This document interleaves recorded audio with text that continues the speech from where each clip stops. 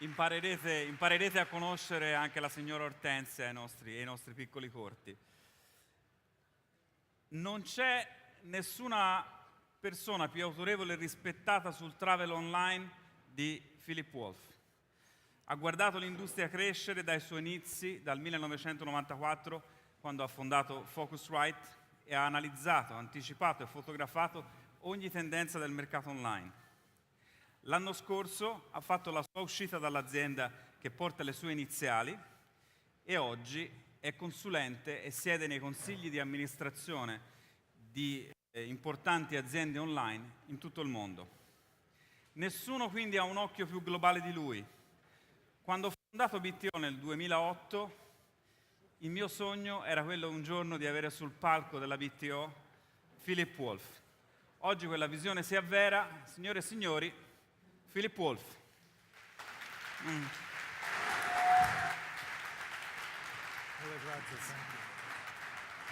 You sit in the middle.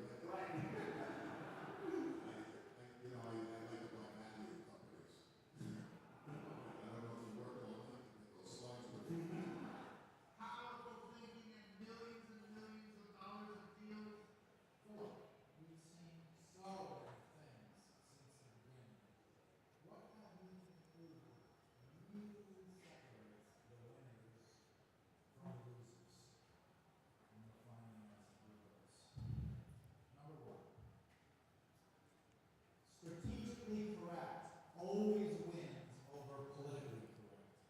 The savviest group of executives focused on the strategic center of the world's largest industry. And oh, I almost forgot.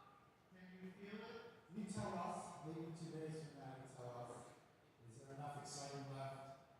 But if you dare say no, I will ask you this. Why in the world is there so much buzz in this room?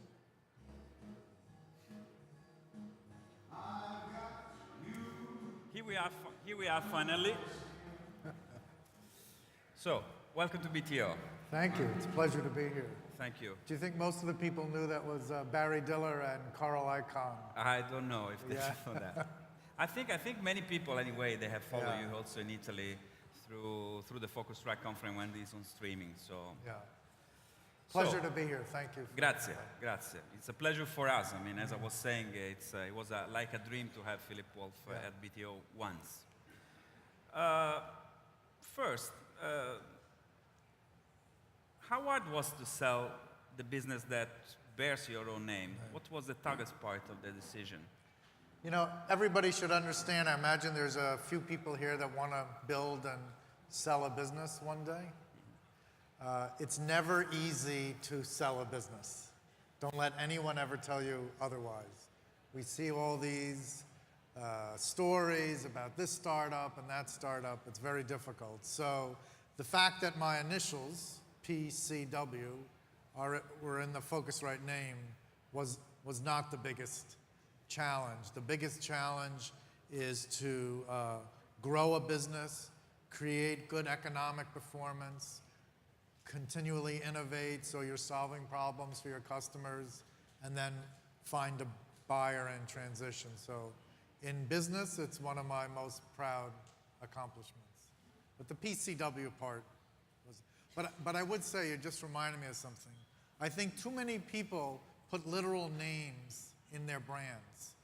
So the two kinds of words I knew never to put into Phocuswright was no travel, no tourism. Don't put those words in the brand. Everybody does that.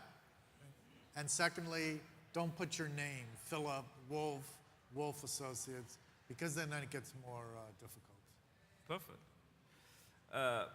So obviously there is a life after Phocuswright, right?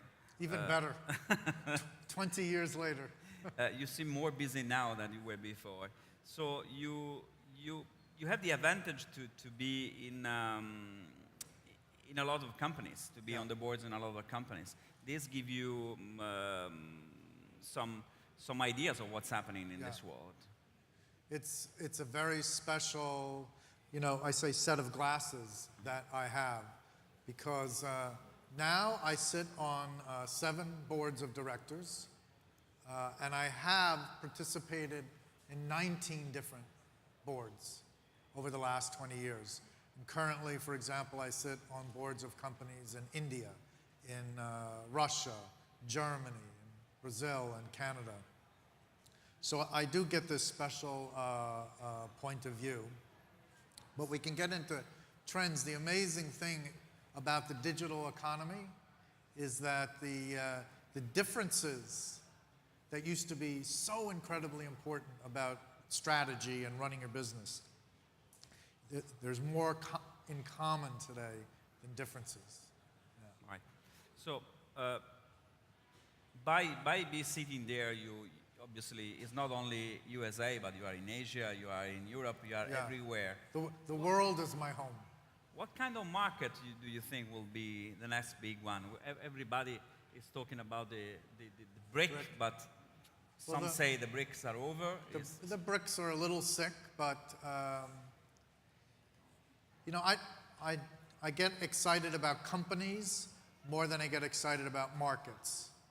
But I will say this, since the early 90s, pre-web, e-commerce and m-commerce companies in travel looked to grow in 3 ways. One was geography. I need a new market. Let me go to Brazil. Let me go to India. Let me go to Malaysia. Let me go to Argentina.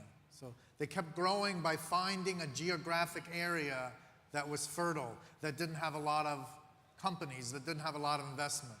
I can tell everybody here, that's over. I was just in Singapore speaking. There are 12 venture-funded Indonesian travel startups in the last year, right? Number 2 was by sector. Air, and then hotel changed the industry. I'm going to be car rental. I'm just going to focus on trains like Silver Rail. I'm going to just do buses like Red Bus in India. No, I'm going to do in-destination activities. I'm going to do translation services. And that second angle is pretty much over too. There are very few niches that nobody's invested in or tried to start a new company. So the third area that I've learned, I call trends. So when Steve Kaufer created TripAdvisor, and we say he's the godfather of user-generated reviews, it wasn't the geography and it wasn't the sector. It was this new thing called reviews that he seized upon and made a business out of. I know someone here is from Hotel Tonight. There's nothing new about selling a hotel room at the last minute, but there's something very new about a unique mobile experience to do it. So I think you need to focus mostly on trends and tools and innovation to solve a problem that's not being solved very well. That's what I've learned doing business all over the world. You have anticipated a bit the other question I was going to make, because here in Italy we always say this, right? than when it happens in the US. Yeah. It will happen in 5 years in Italy. I don't think it's any more true, that one, but I mean, we are in a global space now. Yeah, but so we have to ask ourselves, why do certain cultures launch new ideas more than others? And that happens in cultures where you're more encouraged to take risks, to put your capital at risk, and your careers at risk. So in the United States, for sure, if you start a company and you fail and you go bankrupt, it's not as bad, believe it or not. But what I love about your theme, .it and me, if I understand it correctly, is that 5-year delay you just asked about will compress when more and more Italians take responsibility for their own business's success, right? Right. It's much better to stop complaining about what I call the macro economy, the unemployment rate, the interest rates, what's going on in Italy. If I'm competing against you, I'm much more interested in stealing 1 point of market share from to me. And when you learn how to steal market share, your business gets stronger. And then if the macros improve, you know, your boat goes up with the tide. Well, that idea, .it is me, came also because we have not many money left on the table here in Italy. When we talk with the hoteliers or with the travel agents, everything seems to go in an opposite direction, so in the pocket of booking.com and Expedia. And 2 years ago, we presented, I remember, a study made by the University of Bocconi with Professor Rodolfo Baggio, which might be here somewhere, which was saying that we left about 1 billion of our product internal in commission for those big players. Do you think that battle will continue for long? It's everywhere in the world. I know it's not only Italy, but it's... I think the most dangerous part of that question is when people start to think we can't beat Expedia, we can't beat Booking.com. That's nonsense. I remember when Booking.com started. I went to high school with Jay Walker, the founder and first CEO of Priceline. I remember they were in last place. So this is just stupid thinking when you feel defeated. And Jeff Boyd, the retiring group CEO of Priceline, said a couple of weeks ago when someone asked him, why didn't Priceline or Booking.com invent a big last-minute hotel business? And he called that, I forgot what he was, something about the problems of incumbency. When you get big and fat and successful, you're more vulnerable to get picked off. So Italian companies can innovate. They need to think of things that are very specialized and very small and specific and just obsess about them. And you do that with 1,000 companies, it's amazing what can happen. I always remember, I mean, we have done it here in the audience many times, but that one of the very first OTAs was an Italian one. Venere. Yeah. So, And how did I start Phocuswright? Everyone told me it was not possible, right? Sure. I gave a speech in 1994 that this thing called the web was coming, and one day they would book travel online, and all the experts in the audience hated me for that. So that's why I like my phrase, strategically correct is better than politically correct. I like because, that. you know, while I'm on it, is too many people get a lot of advice, and they feel comforted because they got 28 opinions. I'd rather one good opinion than 28 bad Advice. opinions. And political, the word political means that you start to believe what the most amount of people say, right? In politics, if you're elected, you get the most votes, the plurality, the number. In business doesn't work that way, except from customers, right? But when you're strategizing and coming up with ideas, you know, be careful about who you ask advice from. Because in 1994, 1,000 people told me online travel would never happen. But 1 or 2 people told me they would. And you have to learn who to accept your advice from.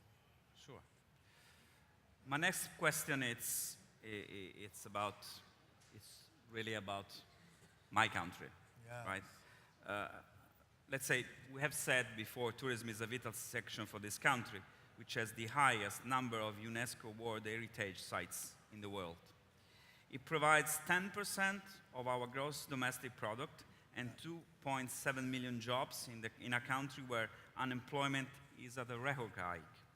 Nevertheless, recent study by our National Statistic Office, because when I saw this news, I thought it was a news taken from somewhere, but it's our internal news from the Istat Statistic Office, revealed that Italy's cultural heritage is underutilized and poorly promoted. How you see Italy's situation from your point of view abroad? Sometimes when you go to a psychoanalytic, you need someone from another point of view somewhere else to focus the problem that we might have. Well, I like the video, the gentleman from Italy. Maybe some people will get mad at me, but I think there, the government is more part of the problem than parts of the solution. And when you get macro issues like cultural heritage sites and how to liberate them, I think the government needs to completely change the way it manages and empower small entities all over Italy. They can still have plenty of checks and balances to preserve the cultural heritage, but we need, here's a simple example. In the old days, when you were driving on the highway and you pulled over to eat, right, they were terrible because all over the world the government ran them. And many years ago they figured out to rent the concessions to private organizations. And I think that kind of thinking is necessary, and of course, perhaps a culture that also supports more risk capital, angel capital investments, venture investments, private equity into Italian companies that are incentivized to promote this beautiful place. I mean, it's impossible to create a brand like Italy. You could spend hundreds of millions of euros and you have it for free. So it's more of a leveraging and an exploiting in a good way. I saw a statistic a couple of days ago which said that the brand made in Italy is second only to Coca-Cola. So should do so you something have the about brand, that. right? Right. And I think people know it.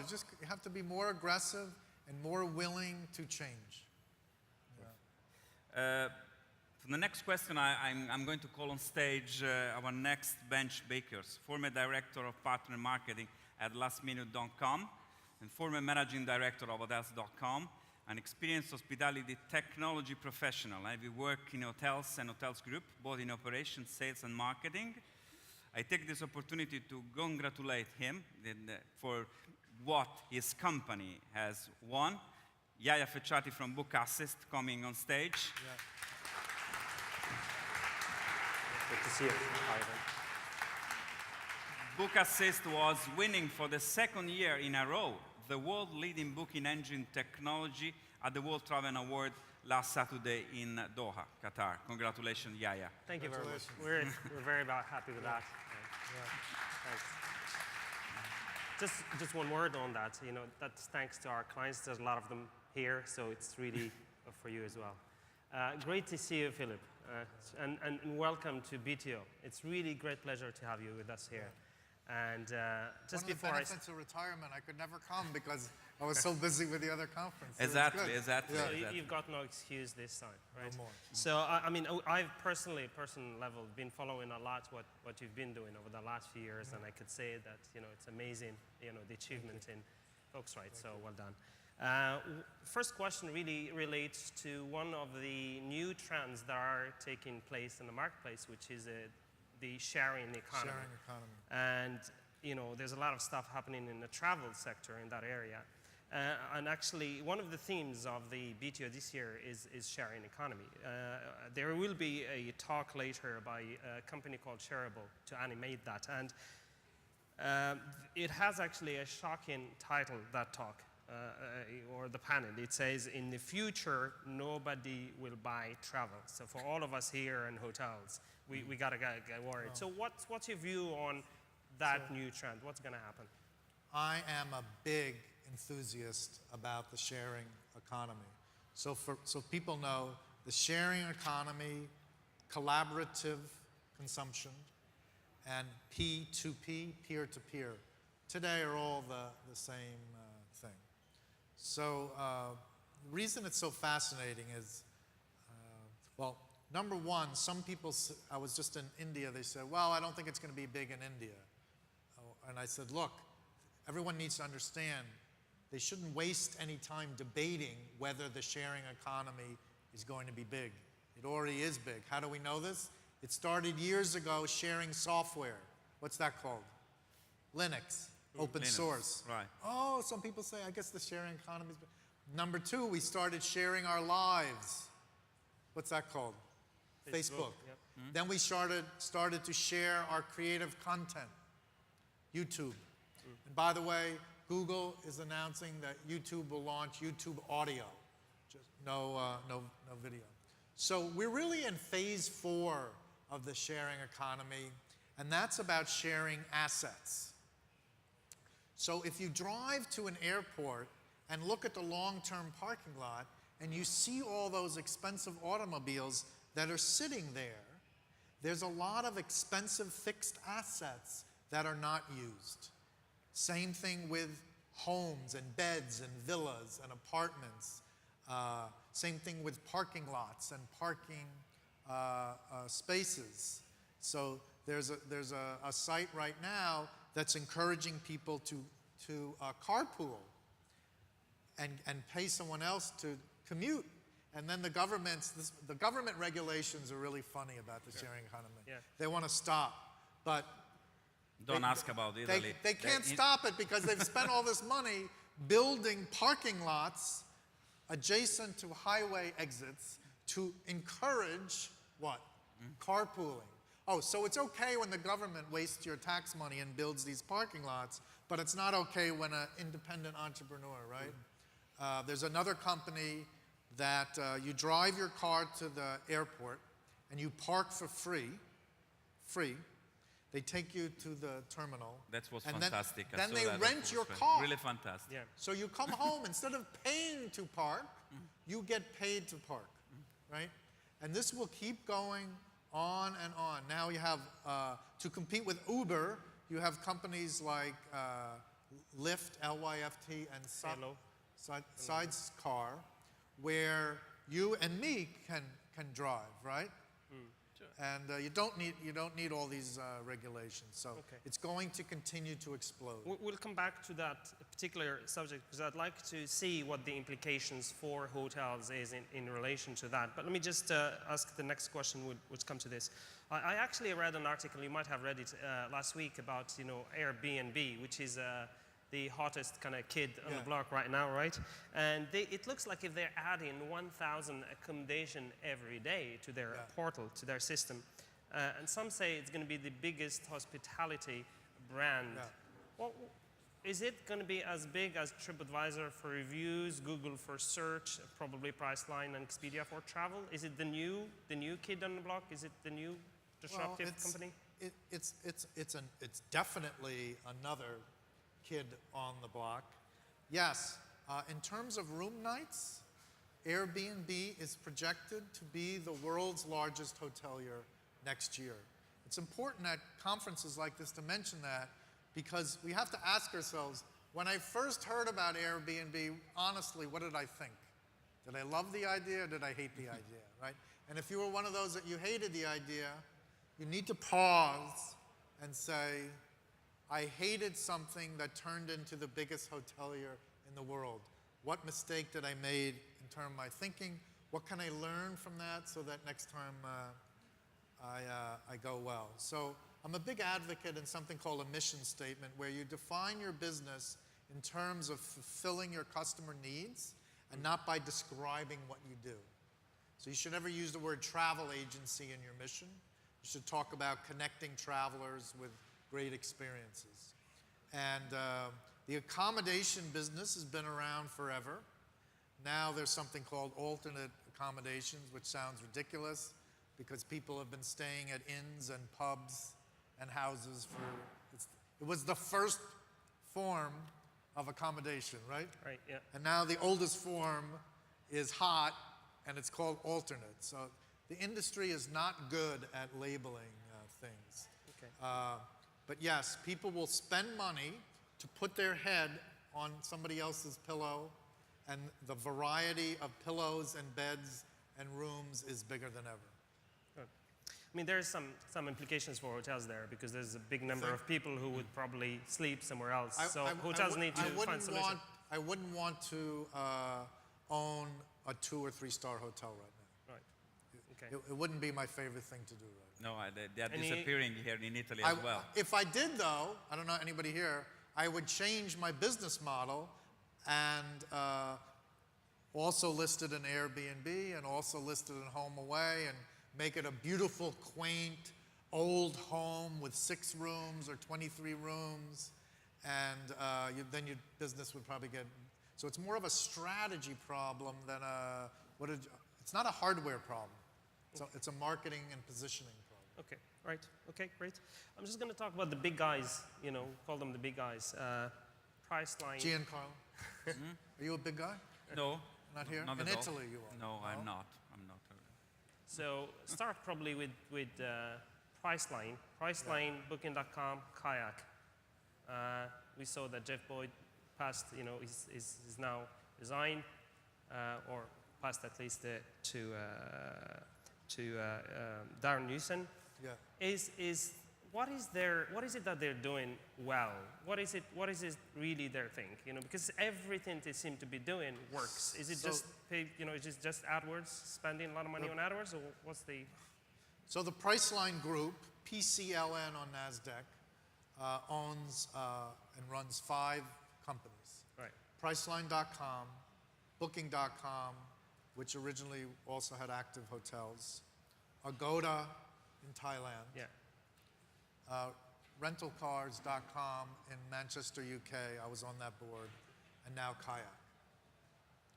None of them makes most of its money by selling airline tickets. So that's the first answer. Right? If the genesis of your business is rooted in selling air, or you think you need to sell air in order for the other part of your business to work, you need to take a lesson. Priceline.com was opaque air in the United States, and now it's mostly hotel. Booking.com, accommodations, 100%. Agoda, 100% accommodations. Rental cars, 100% cars. And then you have MetaSearch, which is all advertising based.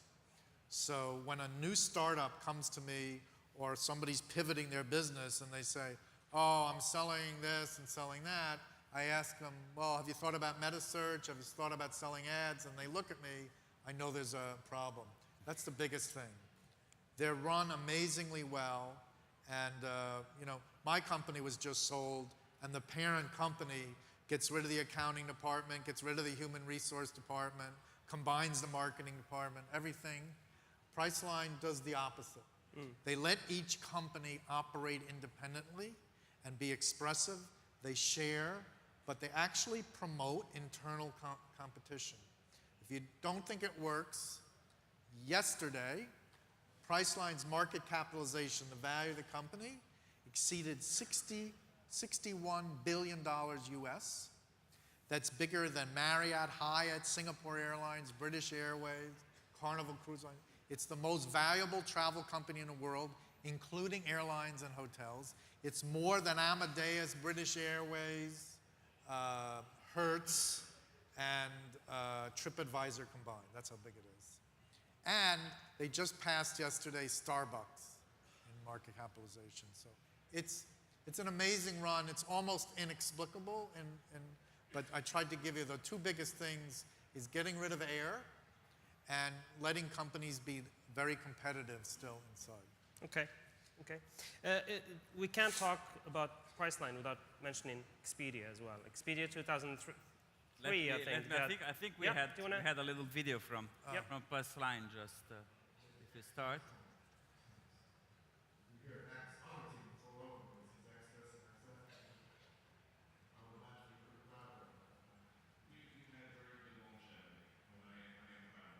So that's the CEO of Priceline. He's retiring.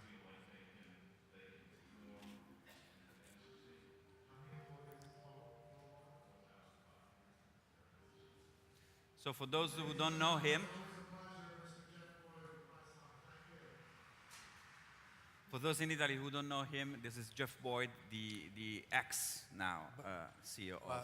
But what I wanted to say there is, how many of you have heard of a company that was started by an ex-Expedia person? You know, there's a lot. Or even an ex-TripAdvisor person, or an ex-Travelocity person, or an ex-lastminute.com person. They're all over the place. Raise your hand if you're familiar with a company started by an ex-Priceline or Booking.com person. It's almost tiny. So the third part of your answer is they're serious about employee retention. Right. Some companies talk about employee retention, but there's only one way to measure it. How many employees stay and how many employees leave? I'm always skeptical of companies that say, we have a startup type culture here and this and that. And then I say, why is your employee turnover rate 18%? The talk means nothing. Yeah. Right, I agree. I really agree. One thing I want to add with the big companies, there's another big company that's not discussed enough in Italy, and that's called C-Trip. How many people know C-Trip? Not enough hands. Not enough hands. They're the largest OTA online travel company in China. And they also trade on NASDAQ. They just secured an $800 million US megabond. You know, I think are thinking of Priceline and Expedia as the two big ones.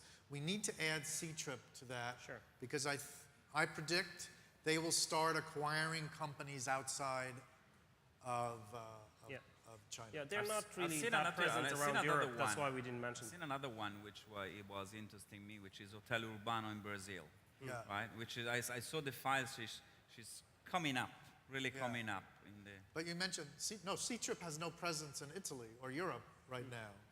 But Booking.com's presence in China is minuscule.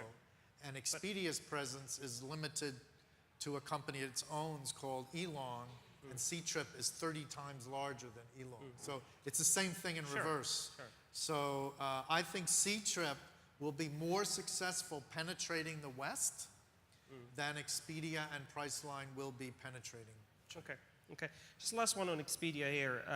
2003, I think they started having some issues. But last week, I think Dara, the CEO of Expedia, said that 2014 should be fine. The purchase of Trivago and also the deal that they've done with Travelocity, which is amazing for them. But you know, do you think that actually the spin-off of TripAdvisor was a mistake? Does he kind of say, no, it is not? A lot of people ask that. It was the most brilliant move I ever saw. Think about this.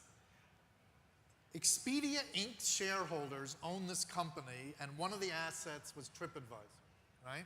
And the market capitalization of the company at the time of the spinoff was around $6 billion, right?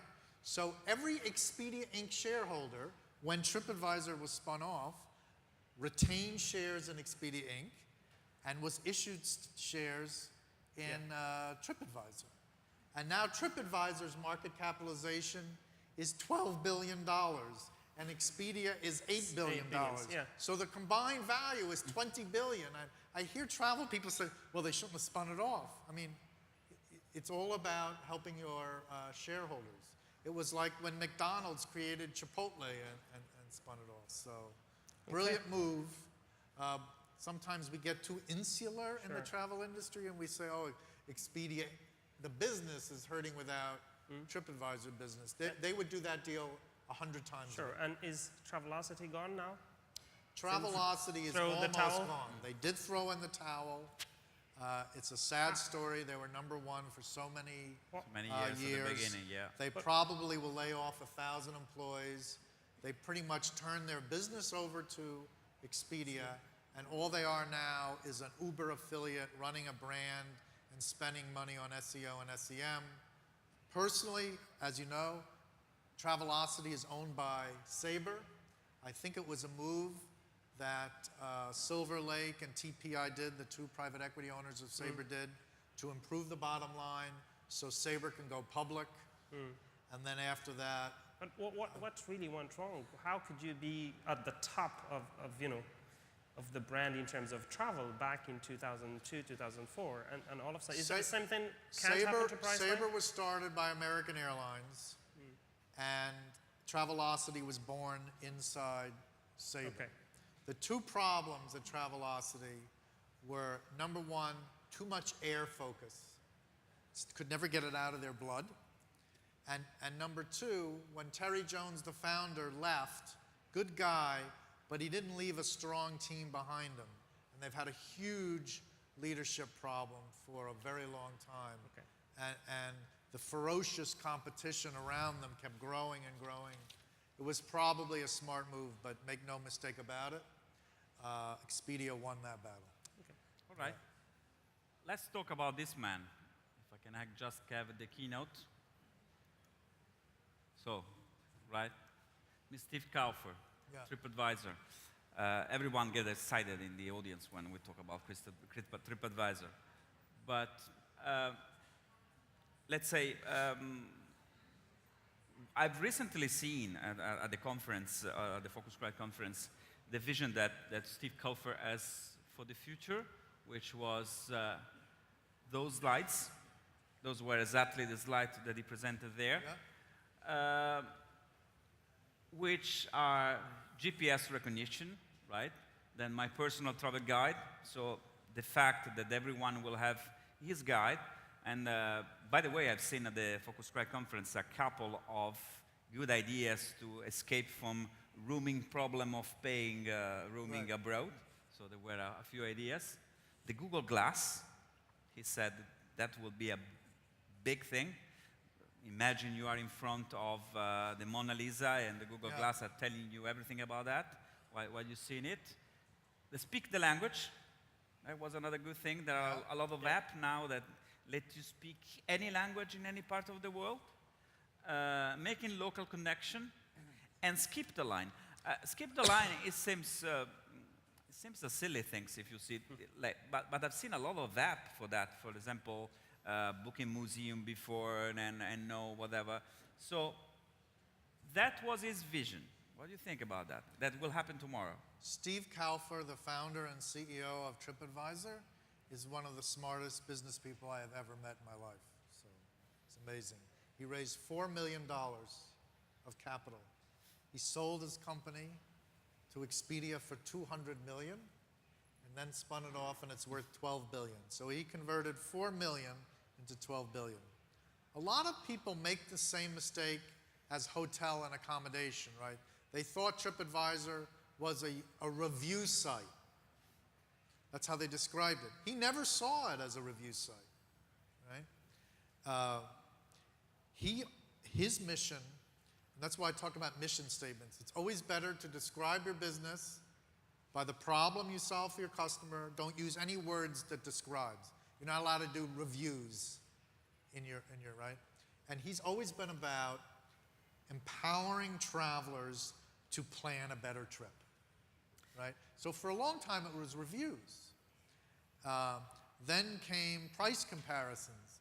Now he just launched the powerful API called Trip Connect, where people can actually book on TripAdvisor.com in the hotel directly. And now he's talking about all of these other things. TripAdvisor will never stop. Mobile is a huge part of their strategy. It's really simple. Take 1,000 tourists here and 1,000 tourists here. The first group of 1,000 tourists use TripAdvisor to plan their trip. The second 1,000 did not use TripAdvisor. Statistically, the people that use TripAdvisor will have better experiences. That's all he's focused on. So if you can think about it, and it could help you plan a better trip, it's good. And one of the problems in the industry is too many people focus on the transaction. And Ben was teasing me. I'm a big believer in search, shop, buy, and share. That's the holy grail of the travel distribution chain. Search, shop, buy, share. Your business needs to have a strategy for all, right? If you're just focused on the shopping, you lose your customers upstream, you understand what I'm saying? And they're planning somewhere else, and chances are the sites where they're planning one day will empower them to book and then skip you. Sure. Search, Shop, buy, yeah. shop, buy, share. So everyone in the audience remember that. Huh? If you use that in your travel business, this is what I do to help searching. This is what I do to help my customers shop. This is what I do to help my customers purchase. This is what I help my customers do share after. Your business will automatically grow, I promise. So sorry, I have to go back to that. So you don't see an issue with TripAdvisor moving to kind of transaction? They already did. Yeah. So, but They- so they- you don't they see have- the issue of the fact that, moving from just consumer-generated, information. I want to go to TripAdvisor because I want to see what people are saying, and now all of a sudden I have prices with hotels. I know you're not supposed to answer a question with a question, but why the hell are they going to TripAdvisor and reading the reviews?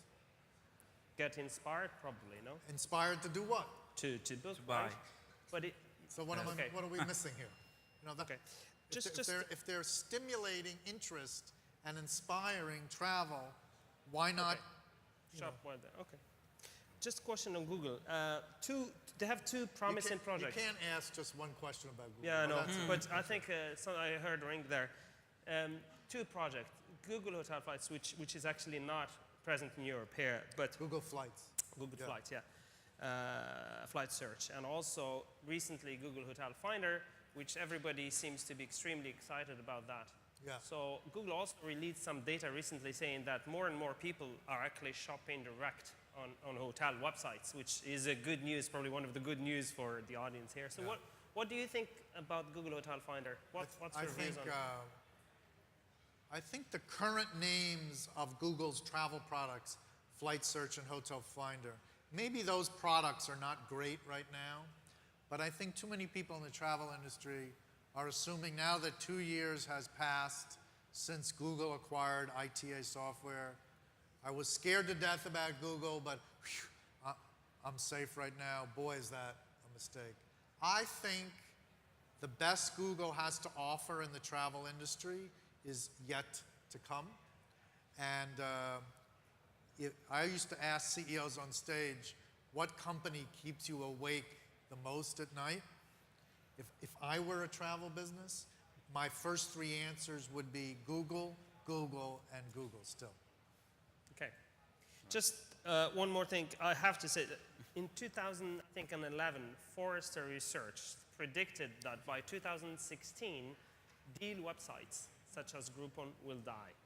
What kind of websites? Deal websites? Deal websites. Groupon We and see so on. that some issues already happening right around Groupon. And is there a problem with the business model? What do you think the future of deal websites in the travel space, particularly for hotels? So Groupon's biggest problem was Groupon.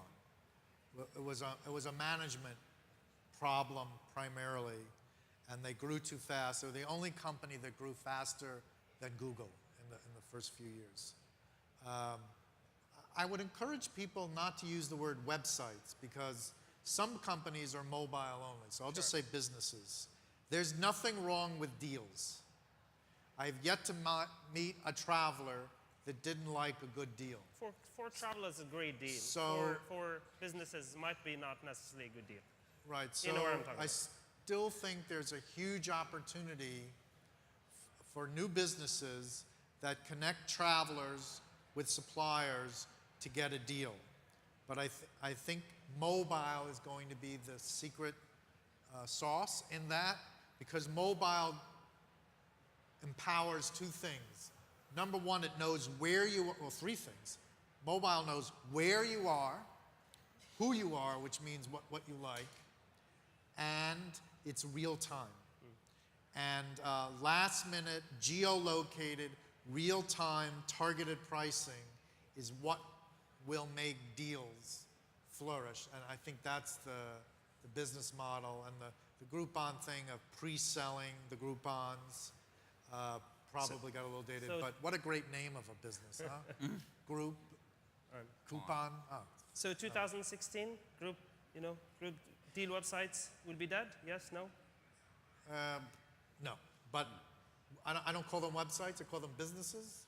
2000, and also it came Businesses, from Forrester, sorry. so we don't worry about Forrester too much. Okay. But in 2016, the travel deal business model will be alive and well. It just might be different than it is today. Okay. All right. So another last question that I have for Google. They have invested 250 millions in Uber, which is Yeah. So they think there's a lot of. By the way, is the Elena from Uber in the audience? Let me see. Yeah. Yeah, she's here. Oh, she's over there. Okay. Yeah. You just got 250 millions from Google. You know that. So Yeah, it's it really was so promising. It was an equity investment. I think a lot of companies like Google understands the power of mobile technology intersecting with the sharing economy. Again, the sharing economy we talked about, just like with deals, Uber is a mobile-only business. Who you are, where you are, what you need, and seeing real time. So it's that, I call it that delicious intersection of mobile technology and the business that attracts Google, and then of course the driving and the technology in the cars. So very high profile investment. Kudos to Uber, but it underscores that what it's working on is just the tip of the iceberg. Okay. So we are perfectly on time. We have 5 minutes if you want to say what's the next big thing. I mean, it's the question of the question. What do you think will be the next big thing? So I always tell companies, don't ask that question.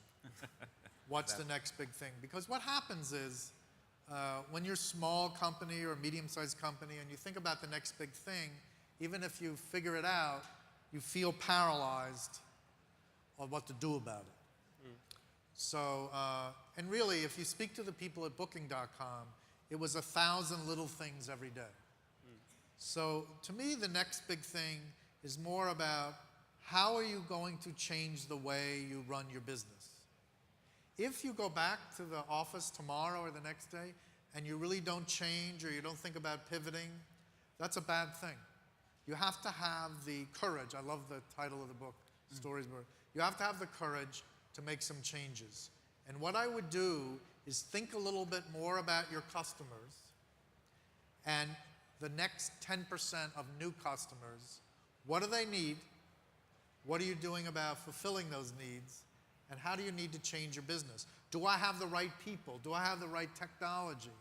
It's really bad when you're sitting around a room and someone makes a suggestion and then a vice president or the CEO says, oh, we're not a technology company, we're a XYZ company. That's very dangerous thinking. You should never describe yourself like only about what am I doing for my customers, and you might have to get rid of 1/3 of your employees and replace them with different blood. And if you're not willing to do that, in this economy, you're going to have trouble. If you are willing to do those things, the next big thing will be you, or .it and me, right? I love that. Yeah. Thank you, Philip. Really, thank you. Thank you very much. I appreciate that.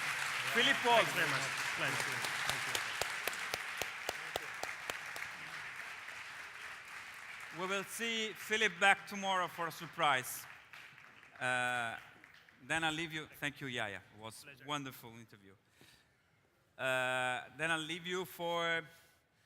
We're nearly ready, yes? Move the chairs. Muovete le sedie. Ricomincio a parlare in italiano, mi ci vuole un po'. Un minuto e parte Ortensia, ci introduce al prossimo panel. Parliamo di distribuzione con Richard Wigman.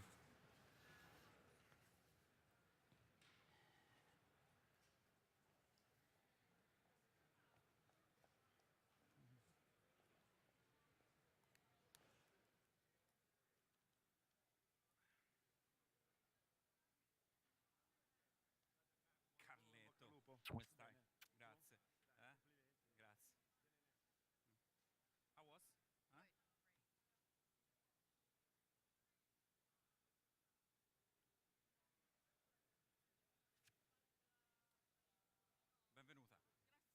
Piacere. Ciao. Piacere. Sì. fare questa cosa Domani sulla... poi sulla... tipo nella Giappone Io sono che volevo fermo dire qua. anche cose Eh? che mi avete suggerito voi in questa musica. Bene, Interessante, grazie mille. grazie.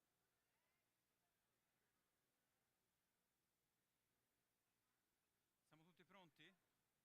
Quanti salgono adesso sul palco? Ora è solo lui. Solo lui e il keynote. Devono mettere il podio, mi sa, Ma lei vuole dopo? Chi? No, ma c'è una ragazza questa lì, un amore. Dopo sale. Dopo, quando ci sono le Quindi domande. iniziamo? Sì, ma dopo, senza fretta. Escaurice, Okay. So I'm gonna call Richard on stage after the video presentation, then